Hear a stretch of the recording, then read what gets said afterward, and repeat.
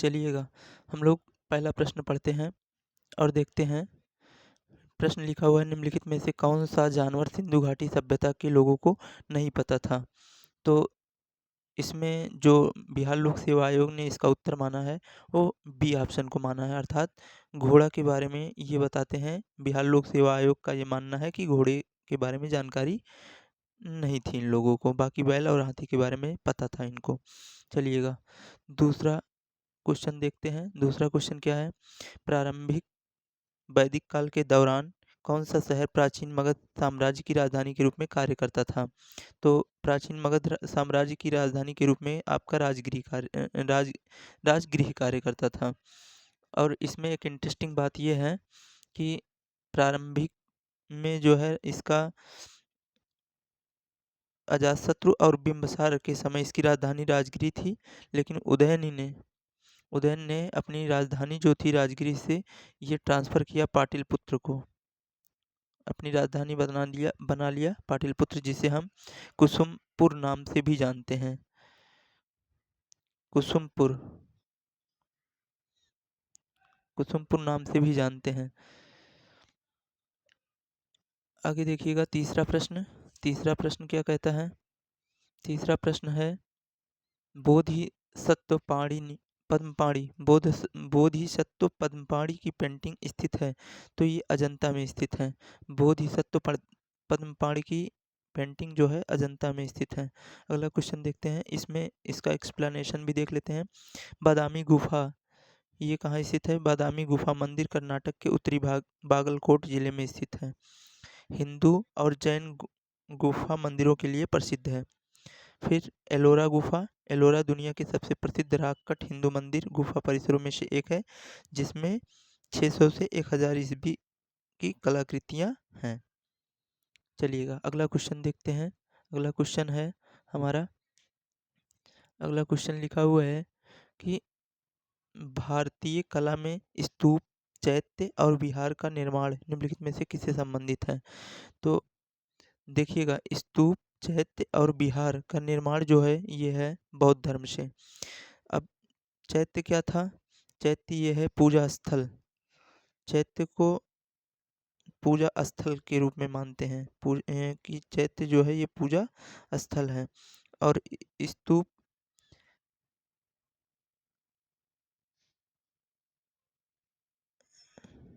विहार ये होता है बौद्ध भिक्षु का निवास स्थल, भिक्षु का भिक्षुओं का निवास स्थल।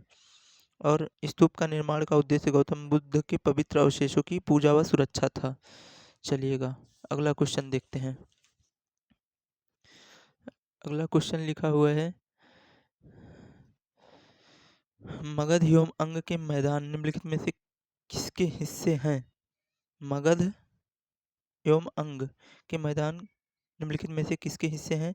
तो वो है गंगा मध्य का मैदान, मध्य गंगा का मैदान, मध्य गंगा का मैदान, जो वर्तमान में भागलपुर तथा मुंगेर जिले में स्थित है। मगध महाजनपद वर्तमान पटना, गया तथा शाहाबाद में स्थित था, जो मध्य गंगा के मैदान में स्थित है। चलिएगा अगला क्वेश्चन देखिएगा, कौटिल्य किस स्थान में राजनीति विज्ञान और अर्थशास्त्र के प्राध्यापक थे? कौटिल्य जो थे वो तक्षशिला में थे, तक्षशिला विश्वविद्यालय में। कौटिल्य जिन्हें चाणक्य के नाम से भी जाना जाता है, एक प्रसिद्ध अर्थशास्त्री, दार्शनिक और राजनीति के सलाहकार थे। ये प्राचीन तक्षशिला विश्वविद्यालय में राजनीति विज्ञान और अर्थशास्त्र के प्राध्यापक थे, जो विश्व के सबसे पुराने विश्वविद्यालय में से एक था और प्राचीन भारत में शिक्षा का केंद्र था। तो आपसे एक क्वेश्चन यहाँ पर ये बनता है, प्राचीन भारत में शिक्षा का केंद्र कौन था? तो प्राचीन भारत में शिक्षा का केंद्र तक्षशिला था, तक्षशिला। चलिएगा अगला क्वेश्चन देखते हैं। अगला क्वेश्चन लिखा हुआ है, निम्नलिखित कथनों पर विचार कीजिए। फाहियान एक चीनी तीर्थयात्री था जो हर्ष के शासनकाल के दौरान भारत आया था। दूसरा है, ह्वेनसांग एक चीनी बौद्ध भिक्षु थे जिन्होंने चंद्रगुप्त द्वितीय के शासनकाल के दौरान भारत का दौरा किया। उपर्युक्त में से कौन सा कथन सही है? तो देखिएगा इसमें इनमें से कोई नहीं सही है, आपका दोनों में से कोई नहीं सही है, उपरोक्त में से कोई नहीं। क्योंकि फाहियान, चलिएगा इसका एक्सप्लेनेशन देख लेते हैं। लिखा हुआ है, फाहियान एक चीनी बौद्ध तीर्थयात्री था जो चंद्रगुप्त द्वितीय के शासनकाल के दौरान भारत आया था। तो जबकि ऑप्शन में क्या लिखा हुआ है, ऑप्शन में लिखा हुआ फाहियान जो है वो चीनी यात्री था जो हर्ष के शासनकाल में आया था, लेकिन हर्ष के शासनकाल में ह्वेनसांग आया था, और फाहियान जो आया था वो चंद्रगुप्त द्वितीय के शासनकाल में आया था। चलिएगा अगला क्वेश्चन देखते हैं। प्रश्न है, चीनी स्रोत के अनुसार श्रीलंका के शासक मेघवर्मन ने गया में बौद्ध मंदिर बनाने की अनुमति के लिए निम्नलिखित में से किस गुप्त राजा के पास एक मिशनरी भेजा? तो ये थे समुद्रगुप्त जी। कौन थे? समुद्रगुप्त। समुद्रगुप्त थे। मेघवर्मन जो थे वो गया में बौद्ध मंदिर बनाने के लिए, मेघवर्मन ने गया में बौद्ध मंदिर बनाने के लिए समुद्रगुप्त के पास एक मिशनरी भेजा था। चलिएगा अगला क्वेश्चन देखिएगा। प्राचीन भारतीय धातुकर्म का आश्चर्य लौह स्तंभ कहाँ स्थित है? तो लौह स्तंभ ये दिल्ली में स्थित है। लौह स्तंभ कहाँ स्थित है? दिल्ली में स्थित है। और ये गेस किया जाता है कि इस लौह स्तंभ का निर्माण जो है वो चंद्रगुप्त विक्रमादित्य ने कराया था। किसने कराया था? चंद्रगुप्त विक्रमादित्य। और ये लौह स्तंभ ये किस काल में बनी थी? तो ये लौह स्तंभ गुप्त काल में बनी थी, गुप्त काल में बनी हुई है, और इस पर आज तक जंग नहीं लगी है। चलिएगा अगला क्वेश्चन देखिएगा। भवानी मेला आयोजित किया जाता है जम्मू कश्मीर में। खीर भवानी मेला कहाँ लगता है? जम्मू कश्मीर में। खीर भवानी मेला कहाँ लगता है? जम्मू कश्मीर में। अगला क्वेश्चन देखिएगा। राजनीति की प्रारंभिक पुस्तक नीतिशार किसके द्वारा लिखी गई थी? तो नीतिशार कामंदक के द्वारा लिखी गई थी। राजनीति की ये प्रारंभिक पुस्तक थी जिसका नाम क्या था? नीतिशार। और ये किसने लिखा था? ये कामंदक लिखे थे। राजनीति पर एक पुस्तक लिखे थे कौटिल्य, जिसका नाम था क्या? अर्थशास्त्र।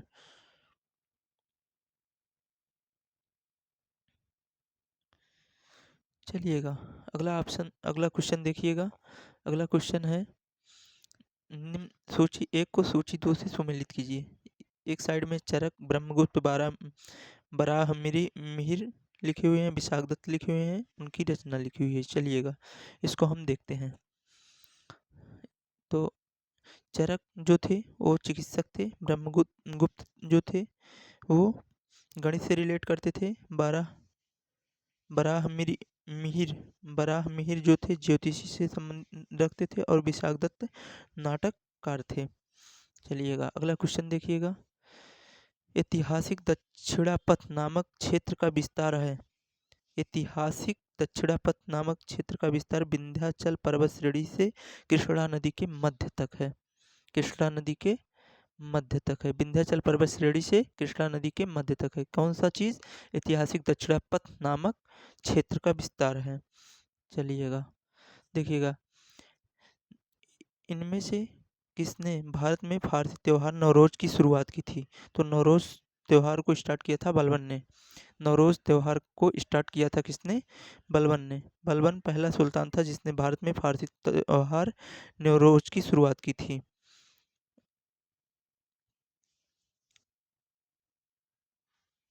अगला क्वेश्चन देखिएगा। अगला क्वेश्चन है, मोहम्मद बिन तुगलक के शासनकाल में भारत आए प्रसिद्ध मुस्लिम खोजकर्ता इब्न बतूता किस देश के थे? तो इब्न बतूता ये था मोरक्को का। देखिएगा यहाँ पर एक क्वेश्चन और बन सकता है कि मोहम्मद बिन तुगलक के शासनकाल में कौन से खोजकर्ता आए थे? तो ये इब्न बतूता थे। मोहम्मद बिन तुगलक के शासनकाल में कौन आए थे? इब्न बतूता आए थे। वो कहाँ के थे? वो थे मोरक्को के। चलिएगा अगला क्वेश्चन देखिएगा। अगला क्वेश्चन है आपका, मैथिली भाषा का विकास निम्न में से किसके शासनकाल के दौरान हुआ था? कर्नाटक राजवंश के दौरान हुआ था मैथिली भाषा का विकास। मैथिली भाषा का विकास जो हुआ था वो कर्नाटक राजवंश के दौरान हुआ था।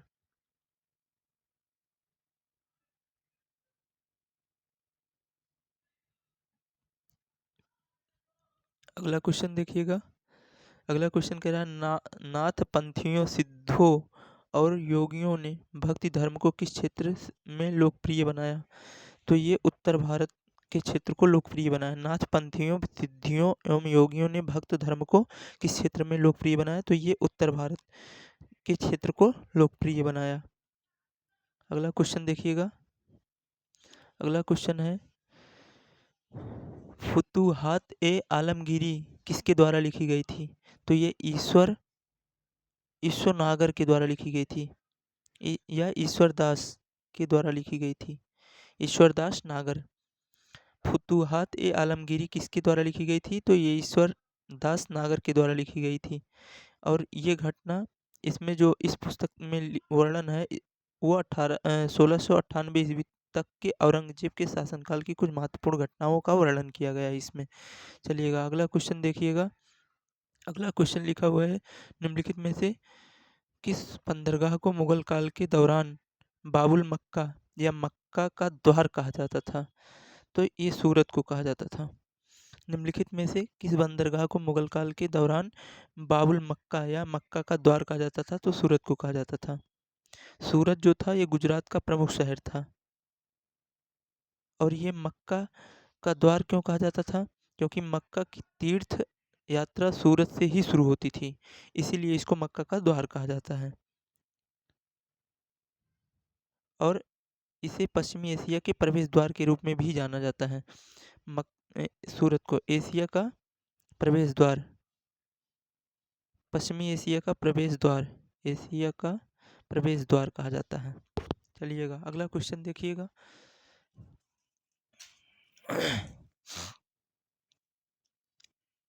अगला क्वेश्चन है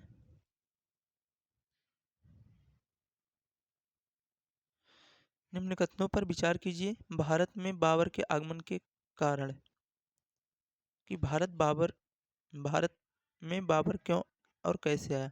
तो देखिएगा उपमहाद्वीप में बारूद का आगमन हुआ, पहला कारण है। क्षेत्र की वास्तुकला में मेहराब और गुंबद का परिचय हुआ। प्रदेश में तैमूरिड राजवंश की स्थापना हुई। युद्ध में तोपों की शुरुआत हुई। तो इसमें ऑप्शन नंबर सी सही है, तीसरा और चौथा। भारत में बाबर के आगमन के कारण प्रदेश में तैमूरिड राजवंश की स्थापना हुई और युद्ध में तोपों की शुरुआत हुई।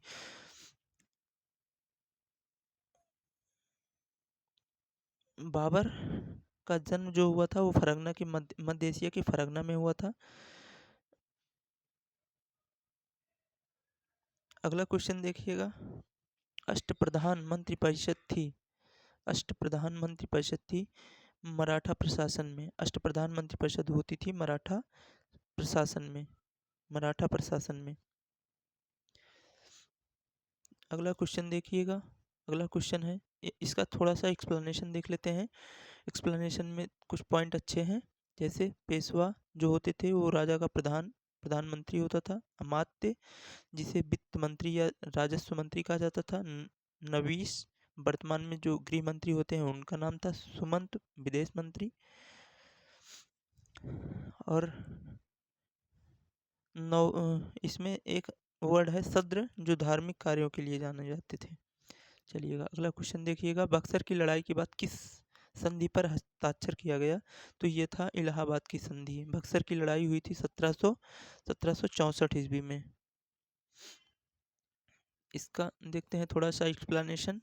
बक्सर की लड़ाई के बाद रॉबर्ट क्लाइव ने मुगल सम्राट शाह आलम द्वितीय तथा अवध के नवाब शुजाउद्दौला के साथ इलाहाबाद की संधि की 1965 में, जिसके अंतर्गत मुगल सम्राट ने बंगाल को अंग्रेजों को दे दिया और रॉबर्ट क्लाइव जो था वो बंगाल का प्रथम गवर्नर बनाया गया। अच्छा, मुगल सम्राट ने 26 लाख रुपए वार्षिक भुगतान के बदले ईस्ट इंडिया कंपनी को बंगाल को सौंपा था। अगला क्वेश्चन देखिएगा। डच ईस्ट इंडिया कंपनी ने किस वर्ष पटना में अपना कारखाना स्थापित किया था? तो वो था 1632। डच ईस्ट इंडिया कंपनी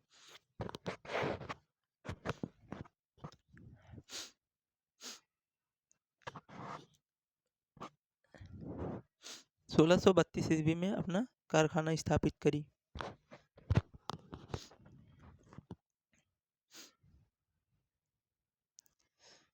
एक इंटरेस्टेड बात यह है कि पुर्तगाली बिहार में प्रवेश करने वाले पहले यूरोपीय थे। पुर्तगाली मुख्य रूप से मसाला और कपड़ों का व्यापार करते थे। अगला क्वेश्चन देखिएगा, इनमें से कौन इंग्लैंड में भारत के अनाधिकारिक दूत बने? इनमें से कौन इंग्लैंड में भारत के अनाधिकारिक दूत बने? तो वो थे दादा भाई नौरोजी। दादा भाई नौरोजी भारत में अनाधिकारिक दूत बने। और 1866 ईस्वी में ईस्ट इंडिया कंपनी एसोसिएशन की स्थापना कर दादा भाई नौरोजी ने ब्रिटिश जनता और संसद को भारतीय विषयों से अवगत कराया तथा भारतीयों के पक्ष में इंग्लैंड में जन समर्थन तैयार किया। इसीलिए वे भारत के दूत कहे जाते थे। इन्हें सम्मानपूर्वक भारत का वयोवृद्ध grand old man of India कहा जाता है। अगला क्वेश्चन देखिएगा ध्यान से, 1859 के भारतीय उत्प्रवास अधिनियम के ने निर्धारित किया था कि, इसका ऑप्शन नंबर 1 सही है, बागान श्रमिकों को बिना अनुमति के चाय बागान छोड़ने की अनुमति नहीं होगी। 1859 में भारतीय उत्प्रवास अधिनियम पारित किया गया जिसमें बागान श्रमिकों को बिना अनुमति के चाय बागानों को छोड़ने की अनुमति नहीं दी गई थी। अगला क्वेश्चन देखिएगा, अगला क्वेश्चन है, निम्नलिखित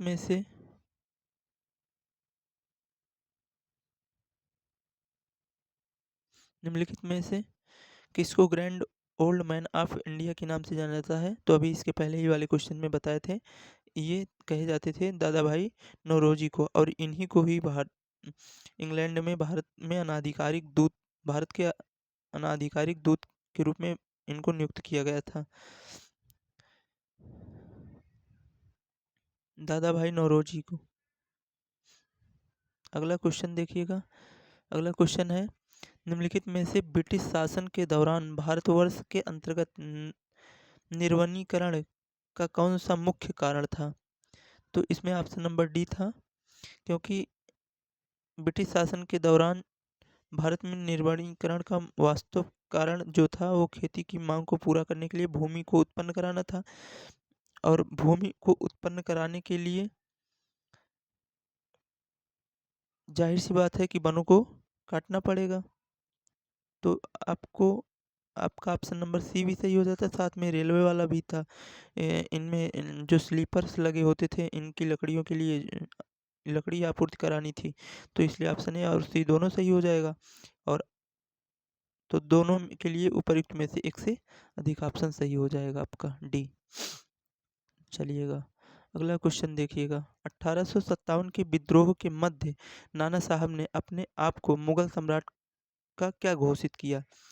तो नाना साहब ने अपने आप को मुगल सम्राट का नायब घोषित किया था, जिसे उप कहते हैं, उप प्रधान। लेकिन अधिकांश बच्चे यहाँ पर पेशवा लगाएंगे और ये गलत हो जाएगा, क्योंकि एनसीईआरटी के अनुसार जो है 1857 के विद्रोह के मध्य नाना साहब ने अपने आप को मुगल सम्राट का क्या घोषित किया था? नायब घोषित किया था। लेकिन अगर यहीं पर मुगल सम्राट ना होता, 1857 के विद्रोह के मध्य नाना साहब ने अपने आप को क्या घोषित किया था? तो पेशवा हो जाएगा।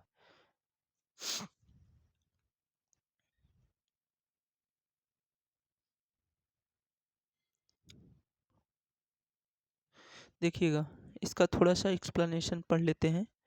एक्सप्लेनेशन क्या है? इसका एक्सप्लेनेशन है, 4 जुलाई 1857 को जब कानपुर से अंग्रेजों ने प्रस्थान किया तो नाना साहब ने पूर्ण स्वतंत्रता की घोषणा की। देखिएगा, पूर्ण स्वतंत्रता की घोषणा की तथा पेशवा की उपाधि धारण की।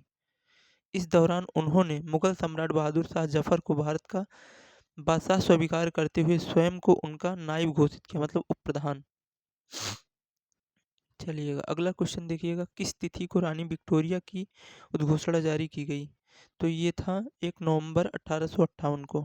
1 नवंबर 1858 को जब इलाहाबाद में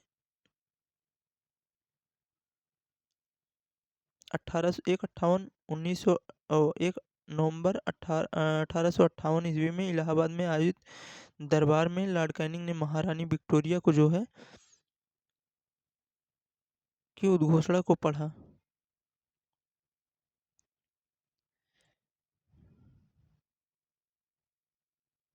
अगला क्वेश्चन देखिएगा।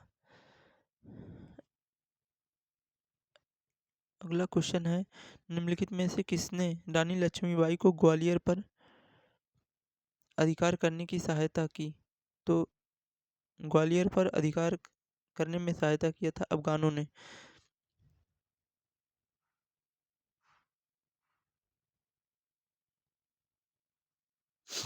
और इसमें इंटरेस्टिंग बात यह है कि रानी लक्ष्मीबाई को ग्वालियर पर अधिकार करने में अफगानों ने सहायता की थी। 1857 की क्रांति में महारानी लक्ष्मीबाई ने फिरंगियों से लोहा लेने के लिए बंदा नवाब अली बहादुर शाह द्वितीय को, जिन्हें वे अपना भाई मानती थी, को एक पत्र के साथ राखी भेजकर उसकी लाज रखने को कहा था। बंदा नवाब 10,000 सैनिकों के साथ झांसी लड़ने पहुंच गए थे। चलिएगा अगला क्वेश्चन देखिएगा। अगला क्वेश्चन है, 1857 के विद्रोह को किसके द्वारा पहली बार प्रथम भारतीय स्वतंत्रता संग्राम के रूप में वर्णित किया गया था? तो 1857 का विद्रोह जो था पहली बार भारतीय का प्रथम स्वतंत्रता संग्राम ये कहा था बीडी सावरकर ने। बीडी सावरकर ने। और बीडी सावरकर ने ही एक पुस्तक लिखी थी जिसका नाम था the Indian war of independence 1857। चलिएगा, 1857 के विद्रोह की विफलता के निम्नलिखित में से कौन से कारण थे? तो ये इसमें अंग्रेजों की सैन्य श्रेष्ठता थी, विद्रोहियों के पास कोई एकीकृत कार्यक्रम एवं विचारधारा नहीं थी। तो सही है, जाहिर सी बात है, क्योंकि बहुत ज़्यादा लंबे समय तक ये टिक नहीं पाई थी। और समाज के सभी वर्गों में समाज के सभी वर्गों से समर्थन का अभाव था। समाज के सभी वर्गों का समर्थन भी नहीं प्राप्त था। इसमें आपसी फूट भी थी। तो इसके तमाम कारण थे यही सब। चलिएगा अगला क्वेश्चन देखिएगा। किस अंग्रेज सैन्य अधिकारी ने झांसी की रानी को यह कहते हुए श्रद्धांजलि दी थी कि यहाँ वह औरत सोई हुई है जो विद्रोहियों में से एकमात्र मर्द थी? ये थे ह्यूरोज। ह्यूरोज। और 1858 ईस्वी को ग्वालियर के पास कोटा की सराय में अंग्रेजों से लड़ते हुए रानी लक्ष्मीबाई की मृत्यु हुई थी। चलिएगा अगला क्वेश्चन देखिएगा। अगला क्वेश्चन लिखा हुआ है, किसने कर की नई व्यवस्था के विरुद्ध शोषणकारी शक्तियों का विरोध किया था? वो थे बिहार के संथाल। बिहार के संथाल लोगों ने जो है नई कर के विरुद्ध शोषणकारी शक्तियों का विरोध किया था और संथाल विद्रोह हुआ था 1855 और 56 में। इसके दो प्रमुख नेता जो थे विद्रोह को करने वाले, वो सिद्धू और कान्हू थे, नेतृत्वकर्ता जिनको हम बोल सकते हैं।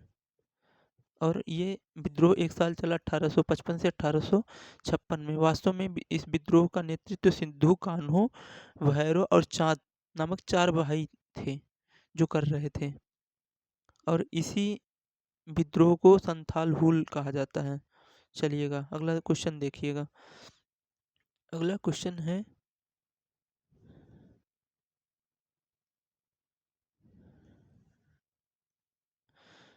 आपका किसके नेतृत्व में संथाल विद्रोह 1855-56 हुआ था? तो ये थे संथाल विद्रोह में, इसमें ऑप्शन आपका सही हो जाएगा ई, क्योंकि संथाल विद्रोह जो हुआ था 1855-56 में हुआ था और इसके नेतृत्वकर्ता सिद्धू, कान्हू, भैरव और चाँद नामक 4 भाई थे। तो ना तो इसमें राजकुमार शुक्ल थे, ना एस.एन. सिन्हा थे और ना सहजानंद सरस्वती थे। तो इसके जो नेतृत्वकर्ता थे वो सिद्धू थे और कान्हू थे। सिद्धू और कान्हू। चलिएगा अगला क्वेश्चन देखिएगा।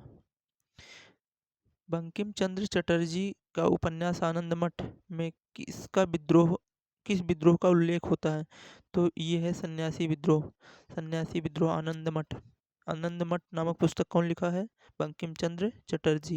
ये क्या है? बंगाल भाषा में लिखा गया है और ये एक उपन्यास है जो कब प्रकाशित हुआ था? 1882 ईस्वी में। बंकिम चंद्र चटर्जी ने उपन्यास आनंद मठ में सन्यासी विद्रोह का उल्लेख किया है। यह बंगाल भाषा का एक उपन्यास है। इसका प्रकाशन 1882 ईस्वी में हुआ था। चलिएगा अगला क्वेश्चन देखिएगा। अगला क्वेश्चन है, बंकिम चंद्र चट्टोपाध्याय ने के आनंद मठ में किस विद्रोह का उल्लेख मिलता है? तो ये अभी आपको पढ़ा है, सन्यासी विद्रोह। अगला क्वेश्चन देखिएगा, बंकिम चंद्र चटर्जी के उपन्यास आनंद मठ को कब प्रकाशित किया गया? तो इसके पहले ही पढ़ाए हैं अभी आपको, 1882 ईस्वी में। चलिए अगला क्वेश्चन देखिएगा। अगला क्वेश्चन लिखा हुआ है आपका कि निम्न में से कौन सी घटना सबसे पहले हुई? तो देखिएगा, सबसे पहले आपकी हुई थी संथाल विद्रोह। आपका सबसे पहले हुआ था संथाल विद्रोह। इसका जान लेते हैं। संथाल विद्रोह जो हुआ था वो आपको 30 जून 1855 में हुआ था। इसके नेता सिद्धू और कान्हू थे। बिरसा मुंडा विद्रोह, या जिसे हम मुंडा विद्रोह के नाम से भी जानते हैं, ये 1895 से 1900 के मध्य हुआ था। यह विद्रोह झारखंड के छोटा नागपुर के क्षेत्र में हुआ था। इसे मुंडा उलगुलान विद्रोह भी कहा जाता है। ताना भगत आंदोलन 1914 से 20 ईस्वी में झारखंड के छोटा नागपुर के पठार नागपुर नामक स्थान पे हुआ था। इसके नेता कौन थे? जतरा उरांव थे। चलिएगा अगला क्वेश्चन देखिएगा। ताना भगत आंदोलन संबंधित है, तो ये आदिवासी आंदोलन था। ताना भगत आंदोलन संबंधित है किससे? आदिवासी आंदोलन से। ताना भगत आंदोलन कब हुआ था? 1914 से 1920 के मध्य हुआ था। कहाँ हुआ था? झारखंड में। कहाँ पर? नागपुर पठार में। और जतरा भगत और तुसिया भगत द्वारा किया गया था। इसे उराव ताना भगत आंदोलन के नाम से भी जाना जाता है। देखिएगा अगला क्वेश्चन देखिएगा ध्यान से। निम्नलिखित में से कौन सा विद्रोह आंदोलन लंबी दाढ़ी रखने पर कर लगाए जाने के कारण हुआ था? वहाबी आंदोलन। वहाबी आंदोलन जो हुआ था वो लंबी दाढ़ी रखने पर कर लगाए जाने के कारण हुआ था। अरे यार क्या ही बात है। वहाबी आंदोलन लंबी दाढ़ी रखने पर कर लगाए जाने के कारण हुआ था। कोई लंबी दाढ़ी लगा रखोगे तो कर लगाएंगे, अब याद रखना। इसलिए लंबी दाढ़ी नहीं रखना है। अरे यार गजब बवाल था। यह आंदोलन वर्ष 1831 में हुआ था। इससे संबंधित नेता सैयद अहमद थे। इससे जो संबंधित नेता थे वो कौन थे? सैयद अहमद थे। चलिएगा 1817 में 1817 में कलकत्ता में हिंदू कॉलेज की स्थापना किसने की थी? ये तो डेविड हेयर थे। David Hare. वास्तव में राजा राम मोहन राय और डेविड हेयर ने किया था कलकत्ता हिंदू कॉलेज की स्थापना 1817 में।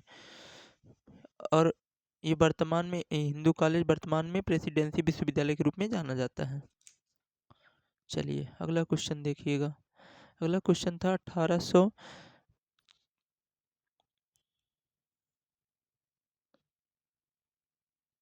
1863 में इंडियन सिविल सर्विस पास करने वाले प्रथम भारतीय कौन थे? सुरेंद्र नाथ ठाकुर थे। 1863 में इंडियन सिविल सर्विसेज पास करने वाले प्रथम भारतीय कौन थे? तो ये सत्येंद्र नाथ ठाकुर थे। अगला क्वेश्चन देखिएगा ध्यान से। वुड के 1854 के प्रेषण के संबंध में निम्नलिखित में कथनों पर विचार कीजिए। इसने उच्च अध्ययन के लिए शिक्षा के माध्यम के रूप में अंग्रेजी की सिफारिश की थी। ये तो सही है, क्योंकि 1854 के वुड डिस्पैच में ये कहा गया था अंग्रेजी शिक्षा को अंग्रेजी माध्यम में सिफारिश की गई थी। इसने महिला शिक्षा और व्यावसायिक प्रशिक्षण पर जोर दिया था। ये दोनों सही है। चलिएगा अगला क्वेश्चन देखिएगा। निम्नलिखित में से इनमें से कौन वंदे मातरम समाचार पत्र के संपादक थे? तो ये कौन थे? वंदे मातरम समाचार पत्र के संपादक जो थे वो अरविंद घोष थे। अरविंद घोष थे। तो आज का क्लास यहीं तक रखते हैं। कल इसके आगे का क्लास पार्ट 2 में रहेगा और धीरे-धीरे करके हम आधुनिक भारत के इतिहास को जितने भी प्रीवियस ईयर क्वेश्चन पूछे गए हैं, चाहे वो बीपीएससी टीआरई फर्स्ट में पूछे गए हों, टीआरई सेकंड में पूछे गए हों, मतलब टीआरई 2 में पूछे गए हों, टीआरई 3 जो कैंसिल हुआ था वो पूछे गए हों या टीआरई 3 जो री एग्ज़ाम हुआ था वो पूछे गए हैं। सारे को आपको धीरे-धीरे करके आपको दे दिया जाएगा एक-एक वीडियो में। धन्यवाद।